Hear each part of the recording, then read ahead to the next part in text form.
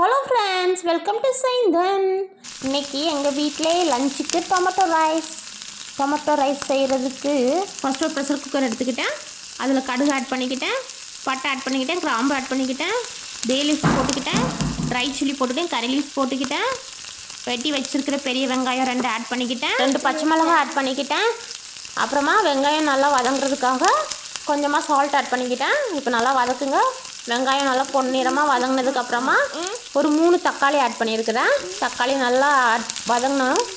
அது கூடவே இஞ்சி பூண்டு பேஸ்ட்டும் நான் ஆட் பண்ணியிருக்கிறேன் 2 டீஸ்பூன். இது கூடவே நான் குழம்பு மசாலாத்தூளும் கரம் மசாலாத்தூளும் ஆட் பண்ணிக்கிட்டேன்.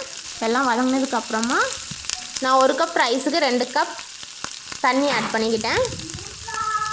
ப்ரெஷர் குக்கரை க்ளோஸ் பண்ணிவிட்டு 3 விசில் விட்டு எடுத்தால் அருமையான தக்காளி சாதம் ரெடி.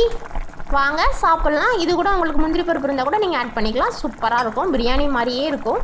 இதுக்கு சைடிஷ்க்கு நம்ம தயிர் போட்டு வெங்காயம் கூட வச்சு சாப்பிட்டாலும் நல்லாயிருக்கும். நாங்கள் இன்றைக்கி முட்டையை பொரித்து எடுத்துக்கிட்டோம். இன்னைக்கு எங்கள் அம்மா சமைச்சு சூப்பராக இருந்தது. நீங்களும் இந்த மாதிரி ட்ரை பண்ணி பாருங்கள். Okay, love friends, welcome to channel. இன்னைக்கு எங்கள் அம்மா தக்காளி செய்கிறாங்க. அது நல்ல டேஸ்ட்டாக இருந்துச்சு. சரி, நான் ஃப்ரெண்ட் பண்ணிங்க ஃப்ரெண்ட்ஸ் எங்கள் ஃப்ரெண்ட். ஓகே தாத்தா, பை பாய். என் கிட்ஸ் எல்லாரும் என்ஜாய் பண்ணி சாப்பிட்டாங்க. ரொம்ப டேஸ்ட்டாகவும் இருந்தது, எம்மியாகவும் இருந்தது. நீங்களும் இதை ட்ரை பண்ணி பாருங்கள். Okay, Tata, bye bye.